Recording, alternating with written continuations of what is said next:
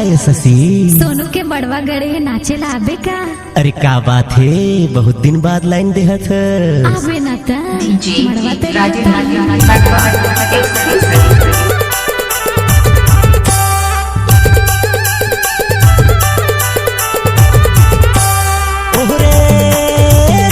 ते मोला लाइन मारे, मोला लाइन मारे ओहरे ये दे मोला लाइन मारे, मोला लाइन मारे बनल छोड़ी करी लाई सारा मड़वा तरी मोला लाइन मारे बनल छोड़ी करी लाई सारा मड़वा तरी मोला लाइन मारे रे।